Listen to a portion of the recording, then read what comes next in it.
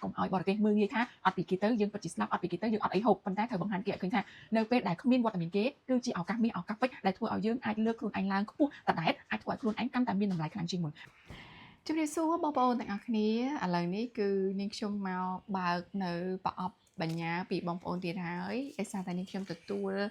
ថាជួយប្រម៉ូទនៅផលិតផលដែលជាស្នាដៃរបស់ខ្មែរយើងដែលគាត់ធ្វើដោយដៃផ្ទាល់ធ្វើយ៉ាងណាចែកម្លែកបងប្អូនទាំងអស់គ្នាដែលអត់ទាន់បានដឹងឲ្យគាត់បានស្គាល់ហើយជួយគ្រប់គ្រងជួយទិញទាំងអស់គ្នានាងខ្ញុំទទួលបានរបស់ផ្ញើពីខាងបងប្អូនស្រីមកគាត់ដាក់ថាមានល្មុតស្វាយចាបំពេញរាជ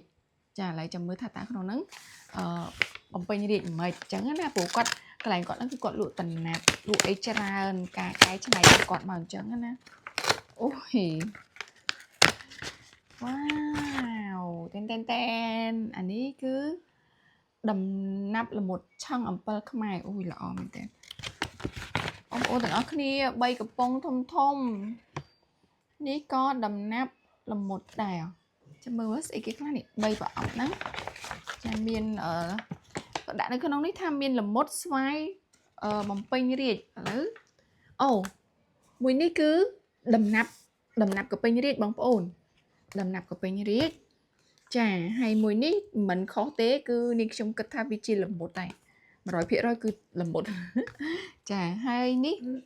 គឺជាស្វាយហើយស្វាយហ្នឹងមិនមែនតំណាប់ស្វាយទុំទេណាតំណាប់ស្វាយខ្ចីរបស់យើងណានិយាយរួមទៅអ្នកដែលចូលចិត្តញ៉ាំម្ជូរហើយអត់ចូលចិត្តឲ្យប្រឡាក់ច្រើនគឺ3មុខនេះអានេះដំណាប់ល្មុតអំពិលទុំចាខាងគាត់មានលក់តំណាប់ល្មុតអំពិលទុំតំណាប់ស្វាយខ្ចីតំណាប់អំពិលតំណាប់ខ្វិតអំពិលទុំអំពិលអំបិលបង្គាលីងជ្រួយត្រីងៀតច្រើនប្រភេទជាផលិតផលរបស់កូនខ្មែររបស់គាត់មកឥឡូវនេះខ្ញុំសាក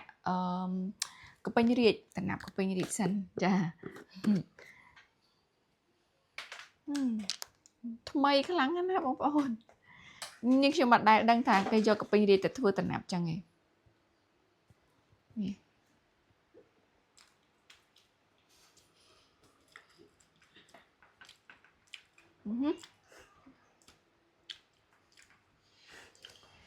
ជូអែមចត់ដូចជាអត់ចត់ទេជូអែមហឹរតិចនេះណាចាតំណាប់ក៏ពេញរាជតែឆ្ងាញ់មែនចា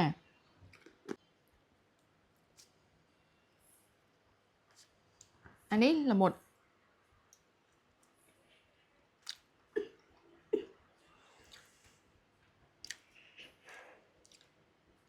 ឆ្ងាញ់រសជាតិសាច់ល្មុតណែនជូអែមហឹរតិចមកទៀតសិនឆ្ងាញ់នេះក៏ពេញរាជមិញតំណាប់ស្វាយខ្ចីនិយាយរួមទៅការវាខ្ចប់របស់គាត់មើលទៅអនាម័យល្អរបស់គាត់មែនហើយសាច់តំណាប់គឺមើលចេញមកក៏ដឹងថាមានអនាម័យដែរនេះខ្ញុំភ្លក់ពីមុខមិញហើយអត់មានក្រៀតទេណាអត់មានក្រៀតដីទេឥឡូវភ្លក់តំណាប់ស្វាយខ្ចីនេះមកដុំធំចឹងហ្មងបេះម្ទេសបេះគ្រាប់ម្ទេសចា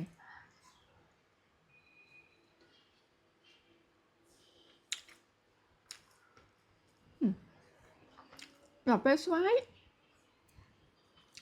យក៏ជូរអែមដែរ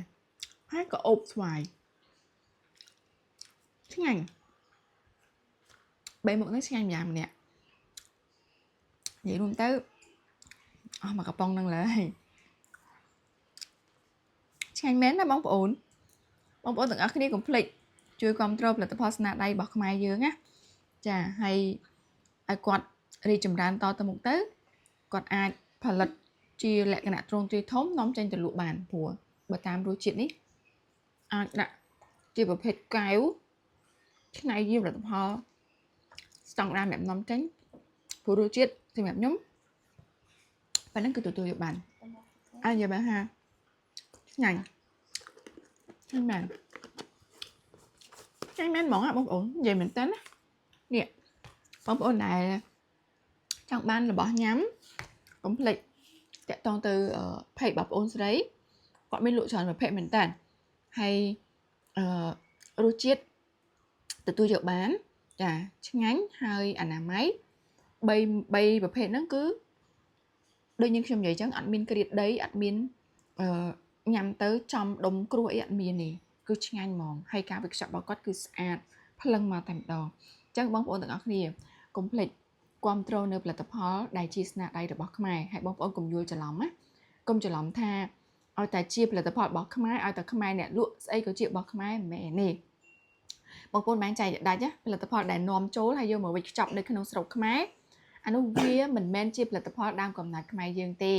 គាត់ថាជាការវេចខ្ចប់នៅក្នុងស្រុកយើងតែប៉ុណ្ណឹងឯងប៉ុន្តែផលិតផលខ្មែរដែលពិតប្រាកដ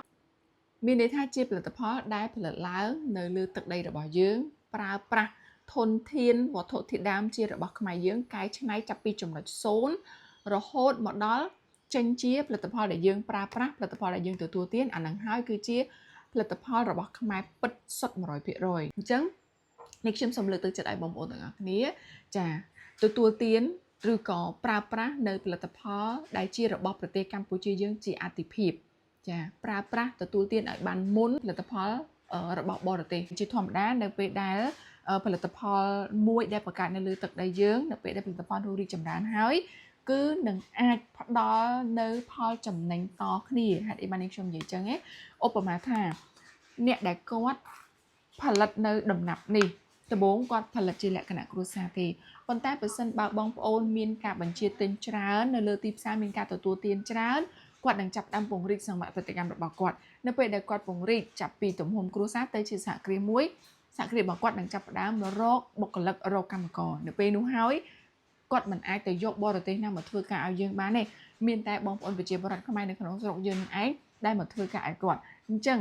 សហគ្រាសគាត់រើសបងប្អូនខ្មែរយើងមកធ្វើការធ្វើឲ្យបងប្អូនខ្មែរយើងនោះដែលអត់ការងារធ្វើមានការងារធ្វើហើយធ្វើឲ្យគាត់ទទួលបាននៅប្រាក់ចំណូលបន្តគ្នាអញ្ចឹងកុំភ្លេចចូលរួមគាំទ្រទាំងអស់គ្នាក្រៅពីការបន្ថែមនៅពង្រីកឲ្យសហគ្រាសនៅក្នុងស្រុកមានឥទ្ធិពលនៅក្នុងការផលិតហើយគឺជួយលើកស្ទួយទៅដល់កម្លាំងពលកម្មនៅក្នុងស្រុកឲ្យគាត់មានការងារធ្វើឲ្យបានច្រើនហើយធ្វើឲ្យចរន្តសេដ្ឋកិច្ចរបស់យើងវិលជុំនៅក្នុងស្រុកយើងជាចំណុចមួយសំខាន់ដែលយើងអាចជួយគ្នានៅក្នុងអំឡុងពេលនេះកុំឲ្យបរទេសមើលងាយថាអត់ពីគេទៅយើងពិតជាស្លាប់អត់ពីគេទៅយើងអត់អីហូបប៉ុន្តែត្រូវបង្ហាញគេឲ្យឃើញថានៅពេលដែលគ្មានវត្តមានគេគឺជាឱកាសមាសឱកាសពេជ្រដែលធ្វើឲ្យយើងអាចលើកខ្លួនឯងឡើងខ្ពស់តដែតអាចធ្វើឲ្យខ្លួនឯងកាន់តែមានតម្លៃខ្លាំងជាងមុនអរគុណច្រើនបងប្អូនទាំងអស់គ្នាជួបគ្នានៅវីដេអូក្រោយហើយបើសិនបងប្អូនមានផលិតផលដែលជាផលិតផលធ្វើដោយដៃផលិតនៅក្នុងស្រុកផ្ទាល់ចង់ផ្ញើមកជូននាងខ្ញុំនឹងធ្វើវីដេអូផ្សព្វផ្សាយជូនដែលឥតគិតថ្លៃបងប្អូនអាចតាក់ទងមកតាមឆាតបាននាងខ្ញុំនឹងទទួលយកមកផ្សព្វផ្សាយអរគុណច្រើនបងប្អូនទាំងអស់គ្នាជួបគ្នានៅក្នុងវីដេអូក្រោយបន្តទៀត